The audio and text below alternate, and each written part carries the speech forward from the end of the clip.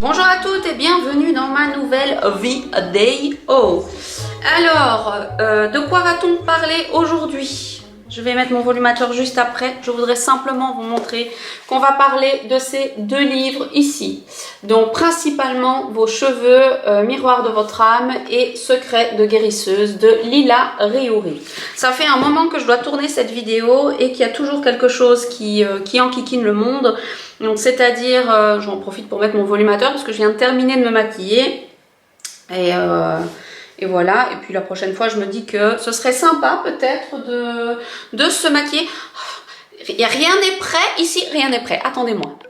Donc je disais, ça fait des semaines que je dois tourner cette vidéo et qu'il y a toujours quelque chose qui m'enquiquine. Et puis comme je suis la reine de la procrastination, bah voilà.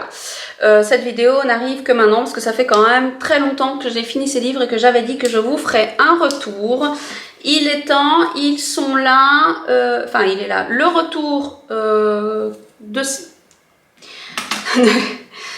Oui, bon, vous savez hein, comment ça va quand on met un volumateur, hein, il n'est pas toujours mis correctement du premier coup. Donc je disais, il a mis du temps, ce retour sur ces livres, mais il est là. Et c'est parti, je vous en parle tout de suite. Ça fera l'affaire pour la vidéo, on y est. Donc, par où commencer?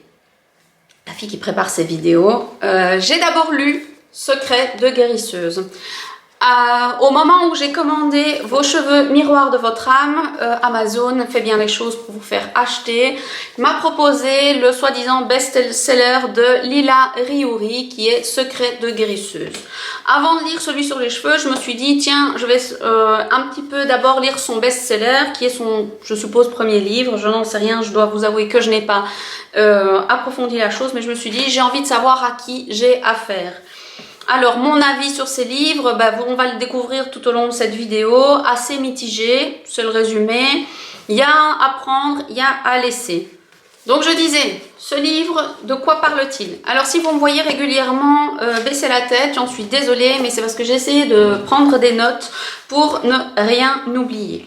Donc, Secret de guérisseuse, au début, m'a un petit peu convaincue, en tout cas les 15 premières pages, parce qu'en fait, elle explique déjà l'état de votre corps. Elle explique qu'en fait, l'équilibre et l'état de votre corps, de votre santé, dépend en fait d'un état vibratoire.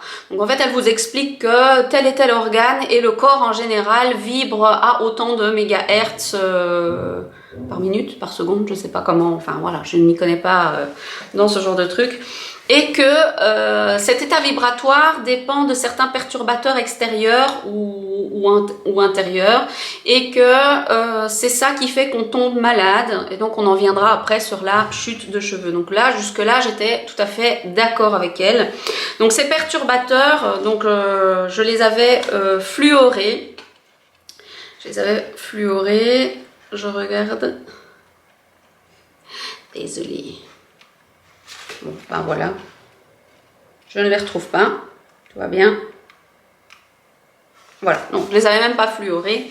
Mais en tout cas, je vous les ai résumés ici. Donc, les perturbateurs qui peuvent modifier cet état vibratoire de votre corps ou de vos organes, ce sont les aliments industriels. Donc là, vous savez que je prône pour la nutrithérapie depuis des lustres et vous me connaissez assez bien que pour que je sois d'accord avec Lila dans le fait que tout ce qu'on boit, tout ce qu'on ingurgite, tout ce qu'on consomme peut nous rendre malades. Alors c'est à court ou à long terme. Donc on parle des aliments transformés et ultra transformés. Vous savez que je prône pour ce genre de choses depuis, celles qui me connaissent depuis longtemps le savent.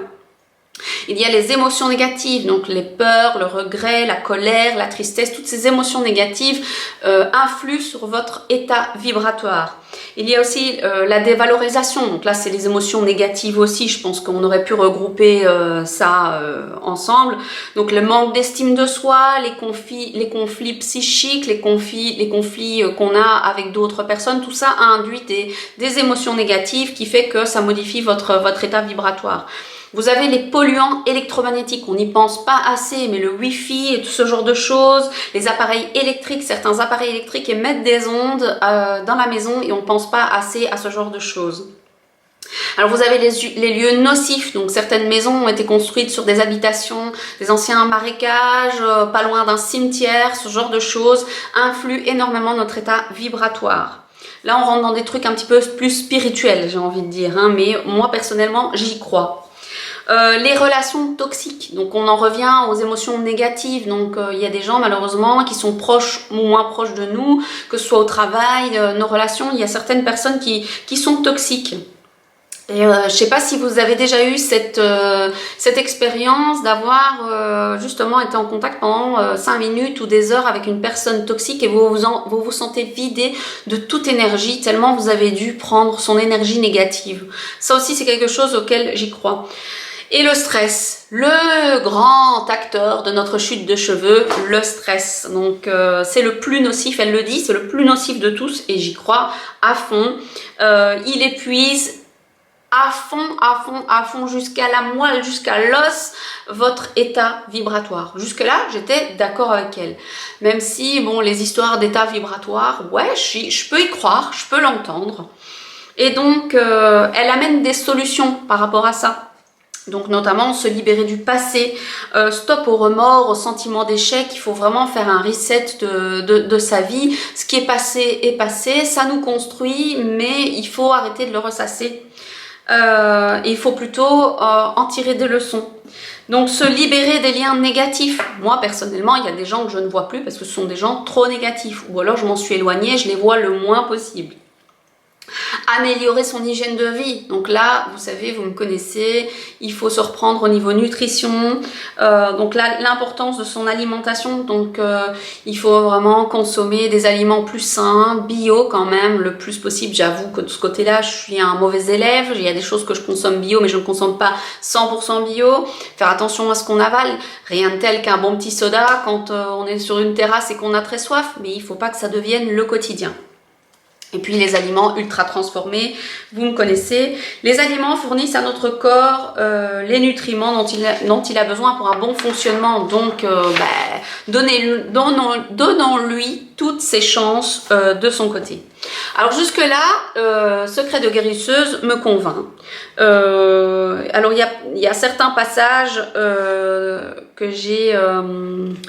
Voilà, donc l'alimentation influe sur la qualité de votre sommeil aussi. Le manque de sommeil aussi peut influer sur votre chute de cheveux. Ça favorise, bien dormir, ça favorise la sécrétion de sérotonine, qui est une hormone du bien-être. Donc voilà, qu'est-ce qu'on a aussi alors oui, elle parle des plantes. Oh, je m'éloigne un petit peu, mais voilà, les plantes diffusent quand même un état de bien-être. Et ça ravive votre énergie. Donc vous voyez, j'avais mis des petits, je sais pas comment on appelle ça, des petits marque-pages dans des choses que j'avais trouvées intéressantes. Et vous pouvez voir qu'il n'y en a pas beaucoup, des petits marque-pages. Et je suis déçue de ce livre, dans le sens où il m'avait déjà bien convaincue au départ, mais en fait, il est bourré de prières. Donc pour chasser la grippe, pour vos migraines, des petits rites comme ça, spirituels. Voilà, un secret pour la méditation, de l'attention qui guérit. Alors je ne suis pas contre la méditation. Maintenant peut-être que si je faisais de la méditation, je serais un petit peu plus pour ce livre. Mais j'ai trouvé que, bon voilà, il y a un moment donné, j'ai mis des petits marque-pages sur certaines prières. Certains petits secrets à faire et je me suis vite rendu compte que c'était le genre de truc que j'allais pas faire du tout parce que c'est trop contraignant, à moins d'être à la maison non-stop. Ce qui nous amène à vos cheveux, miroir de votre âme. Alors, par quoi commencer si ce n'est garder votre argent pour vous? Parce que je pense que nous, en tant que malade de l'alopécie, tout ce qu'il y a là-dedans, on le sait déjà. Donc c'est vrai qu'elle aborde l'alopécie, mais alors ce livre est bourré de prières, est bourré de choses inutiles, Même si je suis tout à fait d'accord avec elle, notre âme reflète, enfin nos cheveux reflètent notre âme. C'est pas pour rien qu'on est des femmes empathiques, nous les malades de l'alopécie, qu'on est des femmes très sensibles, qu'on est des femmes qui prennent les choses à cœur, maintenant peut-être pas toutes, mais voilà, ce livre a été lu en 2 soirées je pense, et encore j'ai passé beaucoup de chapitres. Sinon, je sais pas s'il y a un petit détail, oui voilà. Donc, elle, c'est vrai qu'au départ, c'est un peu intéressant dans le sens où elle vous refait un historique du cheveu, de l'importance du cheveu dans les anciennes civilisations. Alors, elle vous parle de certains soins. Mais je pense on capte déjà bien, nous, on a tellement fait des recherches sur les cheveux, comment prendre soin, comment éviter telle et telle chose, que ce livre, en gros, ne nous apprend rien. Prendre le pouvoir par les cheveux. Désolée pour les travaux. Alors, il y a quelques petites phrases, notamment celle-ci qui m'a un petit peu... comment vous dire, choquée, bon, c'est un grand mot quand même, mais elle met dans un petit encadré le déshonneur du crâne rasé. Dans toute l'histoire humaine, couper les cheveux ou les raser est une manière de soumettre l'autre à son autorité. Si vous voulez humilier quelqu'un, rasez-le en public. Elle n'a pas tort, mais en même temps, ça fait penser que les femmes qui n'ont plus de cheveux, je pense à celles qui ont des alopécies totales ou des pelades, ça veut dire quoi? Qu'en fait elles sont humiliées par le fait qu'elles n'aient plus du tout de cheveux sur leur cuir chevelu. Enfin voilà, sur le moment ça m'a un petit peu choquée, mais alors c'est vrai que quelques pages plus loin, elle dit: nous sortons quand même progressivement des normes pour accueillir les identités plurielles dans la fusion des principes féminins et masculins de manière unique et en chacun de nous. Ouf quoi, parce que déjà subir l'alopécie c'est pas jojo, mais en plus se dire que de toute façon quand on n'a pas de cheveux on est humilié, bon voilà. Alors deuxième phrase qui m'a hyper choquée, c'est: le cheveu est un véritable marqueur de rang social, de puissance et un vecteur d'identité. En soi elle n'a pas tort, mais de là à l'écrire, nous, parce que ceux qui lisent ce livre-là, forcément, c'est ceux qui ont des problèmes de cheveux ou celles qui, justement, se trouvent hyper belles par leur superbe chevelure et ont envie d'en prendre soin. Donc, ces femmes-là ne prennent pas mal cette phrase. Et donc, elle poursuit en disant: à travers lui, donc à travers le cheveu, ça façonne votre identité. Ouais, ben moi j'ai envie de dire que les femmes qui ont de la pelade ou de l'alopécie totale, elles ont une identité quand même. Donc, vous voyez, il y a certaines choses comme ça qui m'ont un petit peu gênée. Je n'ai rien appris dans ce livre de plus que ce que j'étais déjà convaincue, c'est que notre état d'esprit influe énormément sur nos cheveux. Donc elle reparle à un moment donné de l'alimentation équilibrée, riche en nutriments essentiels et de bonne qualité qui influent, donc pas de pesticides, pas d'engrais chimiques, pas d'insecticides, donc qui influent énormément sur la santé de nos cheveux. Voilà, donc elle parle de comment soigner ses cheveux. Bon, il y a beaucoup de rituels dans ce livre et ça me gêne très fort. Donc, désolée.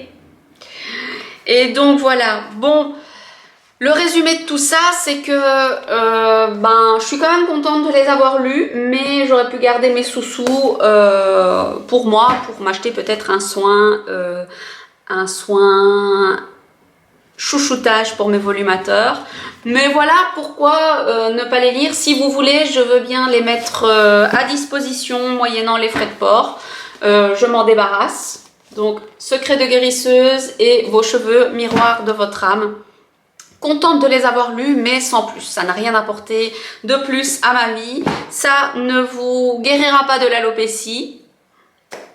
Tu l'as inventé de toi-même, ça. Mais bon, voilà. Donc, si vous voulez lire ces livres, je les offre moyennant frais de port. Et on se retrouve à un autre moment pour une autre vidéo. Si vous avez aimé cette vidéo, mettez un petit pouce en l'air. Si vous ne l'avez pas aimé, bah, un petit pouce en dessous, hein, rien ne vous empêche de mettre un petit pouce en dessous. Si vous avez des choses dont vous voulez, des sujets que vous voulez aborder, que ce soit make-up, alopécie, bon je suis pas une influenceuse make-up, mais j'adorerais papoter make-up avec des filles passionnées, ou des filles qui aiment hein, simplement se maquiller, avoir des petites astuces, voilà.